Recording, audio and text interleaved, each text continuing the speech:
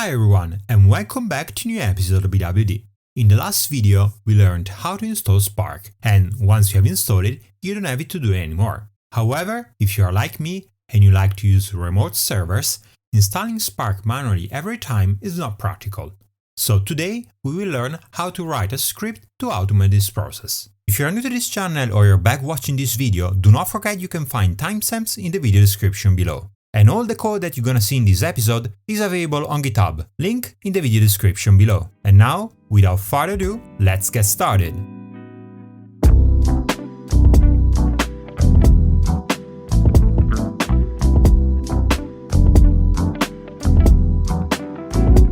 Alright, before getting started, let me say that today we're gonna write a script in Bash.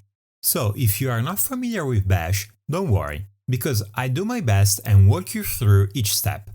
But if you are eager to fully understand it and learn Bash, subscribe to the channel because in the coming months I'll do a dedicated series about it. Great, with that said, let's get started.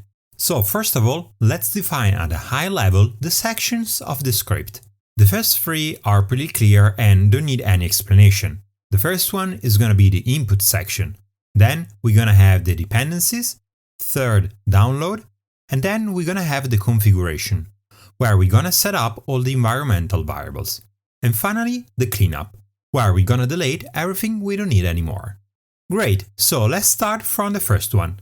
And the question here is simple. Which inputs should we pass to the script? So when you code an automation script like this one, you just wanna run it in the simplest ways possible. Or in other words, you just wanna press a button and then wait for it to complete. Right? In this video, we want to install Spark, so the only input that is really needed here is going to be the Spark version we want to install. As we have seen in the previous episode, Spark is downloaded from the official Spark website. So here, what I just called version is really the URL where we can download the file. So let's define the variable download URL and assign to it the URL we used in the previous episode. Now let's go directly to the download section. First thing here is indeed to download Spark. To do so, we're gonna use the wget command, which requires the URL of the file. So let's write the environmental variable here, and notice that when you call a variable, you must always prepend the variable name with the $sign. If we leave it like this, we're gonna download the file in the folder where this script is run.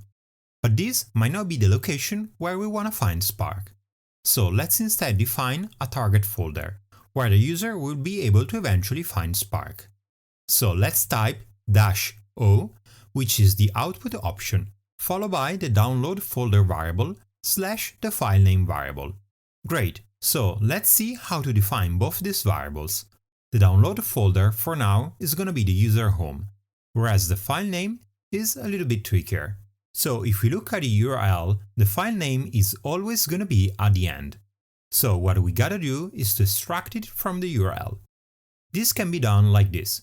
We could use the cut command, which let us split the URL by specifying a delimiter. So in our case, the /, and then take one of the fields. So for example here, if I wanna take the first one, it's gonna be like this. Pretty easy, right? So to get the file name, we should get the 6th field. However, this is not very flexible, because for example, they might change the URL structure and end up with the file name being the 7th field. But what we know for sure is that the file name will always be the last field. So a nice trick here is to reverse the URL, like this, with the ref command. Then split it, but take the first field this time. And then reverse the field back. Great, so again, if you're new to Bash, you might wonder what this pipe character is. The pipe is used in Bash to pass the output of a command to another one. And as you can see, you end up stacking or piping, if you prefer, all these commands. Okay, great.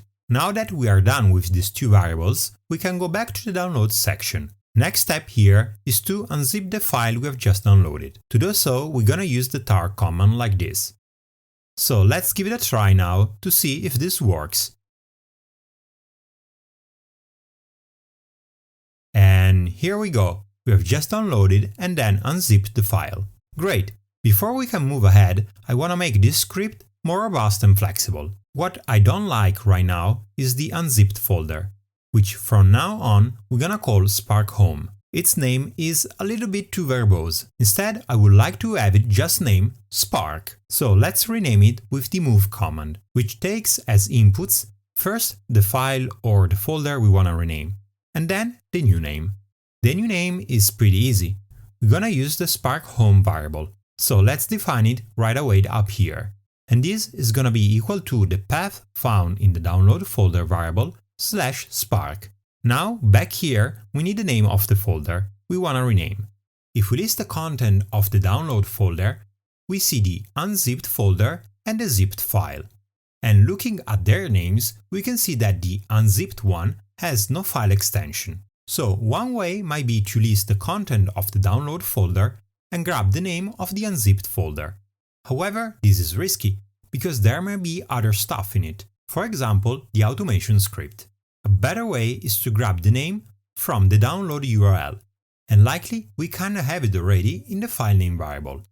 What we are left to do now is to drop the file extension, which we can do with the seed command, just like this. See it?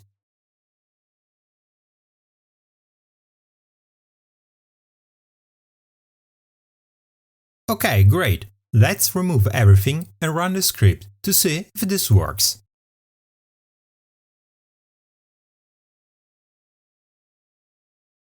And here we go. Okay, great, so we're getting closer. Next step is to configure the bash file.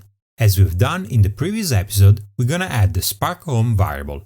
To do so, we're gonna use the echo command and pipe its output to the bash file.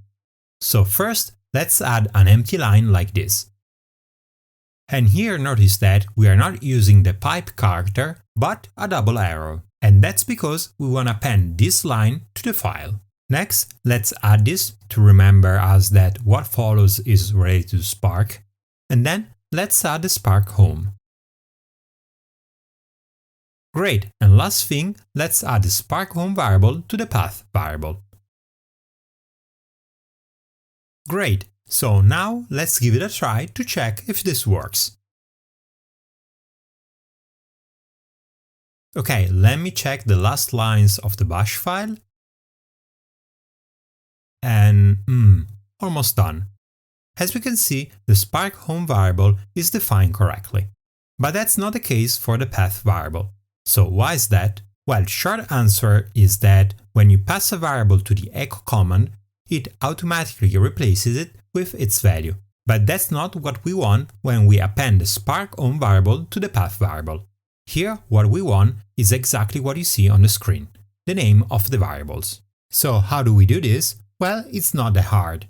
All we gotta do is write a slash sign before the dollar sign when we call the variable, just like this.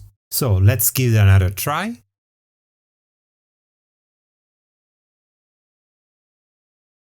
Okay. And here we go, it worked. Great. Now, if you look at the content of the folder where we are now, we still have the zipped file, which we don't need it anymore. So let's remove it in the cleanup section. And finally, let's add and then install the dependencies for Spark, which are Python and Java. Great! Now the script is finally ready. However, let's make a final change to make it even better. Here in the input section, we define the download URL and the download folder variables. The problem here is that their values are hard-coded. So for example, let's say I want to download version 3.3.4 instead. What I would like to do is to call the script and then pass the new URL like this. So once the installation is finished, if we check the version, we can see we have indeed installed version 3.34. Whereas if I do not pass the URL, then the script will automatically download the default version, in this case version 3.5. So how can we do this? First of all, we need to grab the values passed when we call the script, which we can do like this. So the first value is always going to be assigned to the download URL variable, and the second one the download folder variable. Then we have to check if anything is passed at all. This can be done with an if statement like this. Here we're checking if the content of the download URL variable is an empty string. If so, no value has been passed, and then we're gonna assign to it the default value. Same logic applies to the download folder variable.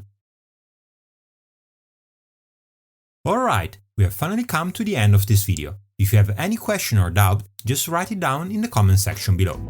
And then, do not forget to subscribe to not miss next episode. And with that said, see you in the next one. Ciao!